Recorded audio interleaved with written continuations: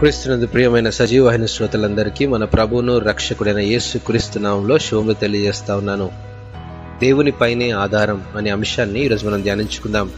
కీర్తన గ్రంథము 127వ అధ్యాయం 1వ వచనంలో, యెహోవా ఇల్లు కట్టించని ఎడల దాని కట్టువారి ప్రయాసము వ్యర్థమే, యెహోవా పట్టణమును కాపాడని ఎడల దాని కావలి కాయువారు మేలుకొనియుట వ్యర్థమే.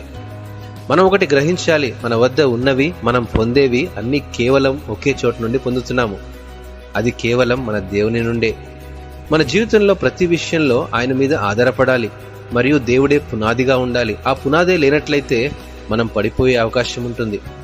ఎప్పుడైతే బలమైన పునాది వేసి ఇల్లు కడతామో అప్పుడే ఆ ఇల్లు దృఢంగా మరియు ఎటువంటి పర్యావరణ ఉపద్రవాలు వచ్చినప్పటికీ కూడా అది నిలబడుతుంది. అదేవిధంగా మన నిజ జీవితంలో కూడా దేవుడనే దృఢమైన పునాది వేసుకున్నట్లయితే ఎటువంటి పరిస్థితుల్లో కూడా మనం పడిపోకుండా ఉంటాము. ఈ విధమైనటువంటి జీవితాన్ని కట్టుకోవాలి అంటే దేవునితో సత్సంబంధం కలిగి ఉండాలి. దేవుడే మన జీవితంలో మూలరాయి ఉండాలి. ప్రతి విషయంలో ఆయన మీద ఆధారపడాలి. ఎప్పుడైతే ఆయన మీద ఆధారపడడం తగ్గిపోతుందో ఏ కట్టడమైనా బలహీనంగా ఉంటుంది. ఎప్పుడైతే పూర్తిగా ఆధారపడి జీవిస్తామో వారి ప్రయాస వ్యర్థం కానేరదు. దేవుని వాక్యం ఈ విధంగా తెలియజేస్తుంది. మనం ఆయన మీద ఆధారపడినట్లయితే ఆయన మన హృదయవాంఛలన్నీ తీరుస్తాడట. మనం ఆధారపడతాం, కానీ ఎప్పుడు ఓపికతో కనిపెట్టుకొని ఉండము.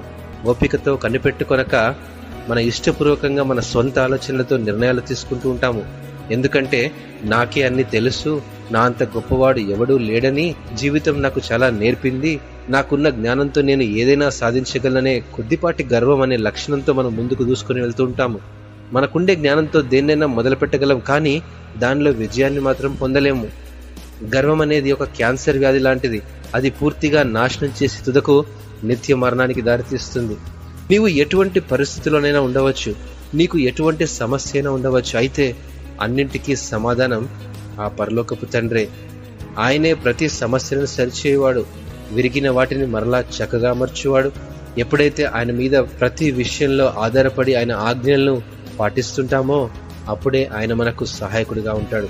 అంతేకాకుండా నిజమైన సంతోషం, సమాధానం, కనికరంతో పాటు చక్కటి పరలోక జ్ఞానాన్ని మనలో నింపుతాడు.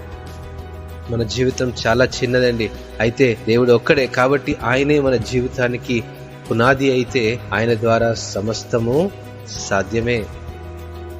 దేవుడు ఈ వాక్యమును దీవించుగాక. ఆమేన్.